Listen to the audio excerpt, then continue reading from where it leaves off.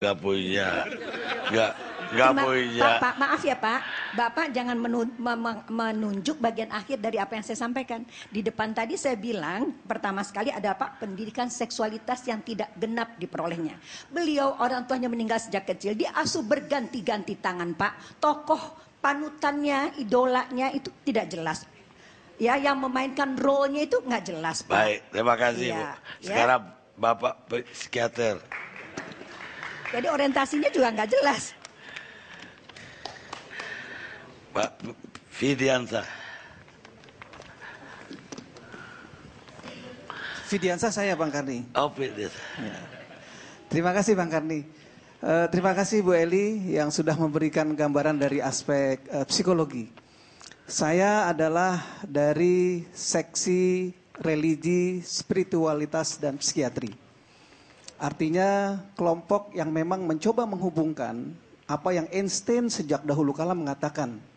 Ilmu tanpa agama itu adalah sesuatu hal yang bisa membutakan.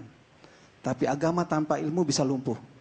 Jadi dalam perkembangan ilmu psikiatri itu tidak bisa dipisahkan antara dua komponen tadi.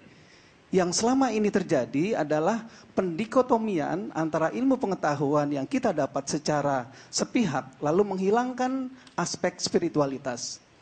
Padahal definisi kesehatan yang sudah kita pakai dalam undang-undang kesehatan itu jelas. Kesehatan terdiri dari fisik, mental, spiritual, dan sosial. Jadi tidak bisa dipisahkan aspek spiritual dengan sosial di dalam sebuah penentuan diagnosis atau kelainan gangguan jiwa. Mohon maaf, buku yang dipakai itu buku saku Pak. Kalau buku kami textbooknya tebal begini Pak. Ya, sama-sama PPDGJ tapi ini yang lengkap.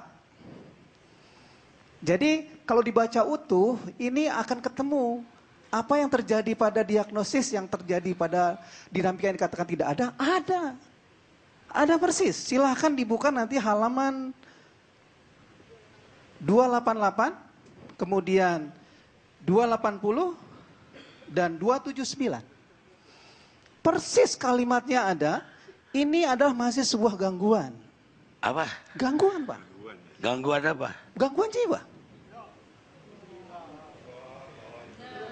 Itu bukunya buku saku Pak. Ya, ini bukunya buku textbook. Ya, itu buku saku namanya. Iya, bukan, ini dia. Lengkapnya di sini Pak. Kalau buku saku itu kan sesuatu yang merumuskan kesimpulan sederhana. Contohnya ayat Al-Quran. Fawailul lil musallin misalnya. Dibacanya cuma satu ayat tadi. Celaka orang yang sholat. Dia tidak baca utuh. Padahal utuh halaman 288 Pak. Gangguan psikologis dan perilaku yang berhubungan dengan perkembangan dan orientasi seksual adalah F66 X1 homoseksualitas. F66 X2 biseksualitas. Tertulis jelas, silahkan dibuka. Pak Karni bisa baca sendiri. Itu yang pertama. Yang kemudian yang dikaitkan dengan transseksualitas juga sama. Itu terdiagnosis di sini. Karena itu di dalam komunitas yang kami tadi gabungkan antara spiritualitas dengan religi, itu tidak bisa dipisahkan. Diagnosis harus menjadi satu kesatuan. Ketika ada pemahaman spiritualitas dan religius yang dipakai oleh sebuah komunitas sebagai acuan yang tadi sudah dipakai, maka itu menjadi juga penentu sebuah ketentuan diagnosis. Jadi itulah makanya kami dari seksi ini tetap dan melabelkan atau membuat sebuah diagnosis tidak berarti diskriminasi. Pak Karni sakit gigi, misalnya, saya bilang Pak Karni sakit gigi. Apa diskriminasi? Saya bilang udah sakit gigi, kan tidak. Jadi kami justru ingin membantu. Ketika ini terjadi sesuatu hal yang dialami, tadi yang dikatakan bahwa terapi yang dilakukan dalam bentuk konseling adalah banyak. Kalau seorang dikonseling oleh maling, jadi maling Pak. Kalau orang dikonseling oleh koruptor, jadi koruptor. Karena itu konseling itu ada prosesnya. Kamilah yang sebetulnya bekerja di dalam aspek itu. Jadi kalau konseling datanglah ke psikolog, datanglah ke psikiater. Kami punya 4 pendekatan. Kalau ada aspek organobiologi, kita berikan obat. Kalau ada aspek psikologi, kita ubah perilakunya. Kalau ada cara berpikir yang keliru, kita ubah kognitifnya. Kalau ada perubahan lingkungan sosial yang berpengaruh, tadi yang Bu Ali sampaikan, kita rubah modifikasi perilaku daripada sosial lingkungannya. Kalau ada pemahaman yang keliru dari spiritualitasnya, kita kembalikan kepada agamanya. Jadi 4 hal ini harus holistik secara keseluruhan. Demikian Bang Karni. Jadi kalau Bapak menganggap itu penyakit, bisa disembuhkan dong. Betul, bisa.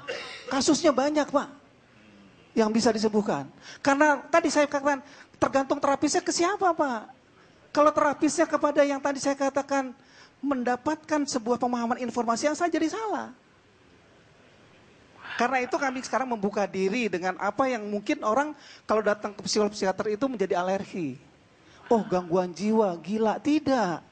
Semua apa yang terdiagnosis dalam buku ini adalah membantu orang untuk bisa dikembalikan dan dibantu kembali fitrah yang memang kemudian mereka dapatkan dari Yang Maha Kuasa. Apa bisa menular kalau itu penyakit? Bisa. Tadi yang dikatakan dari Bu Elisman, perilaku itu bisa melakukan sebuah penularan. Penularannya bukan dalam konsep ada virus, ada kuman, bukan. Tapi yang disebut dengan teori perilaku, Pavlov, semua teori-teori yang dipakai dalam teori perilaku adalah teori penularan dari konsep pembiasaan. Kucing saja, anjing saja, dia tahu mencet bel, tet, keluar makanan. Perilaku manusia lebih bisa seperti itu. Dia mengikuti suatu pola, akan menjadi suatu karakter, jadi kepribadian, jadi membentuk kebiasaan, dan sebagainya, akhirnya menjadi penyakit. Menularnya dari konteks perubahan perilaku dan pembiasaan. Baik, kita rehat dulu sejenak.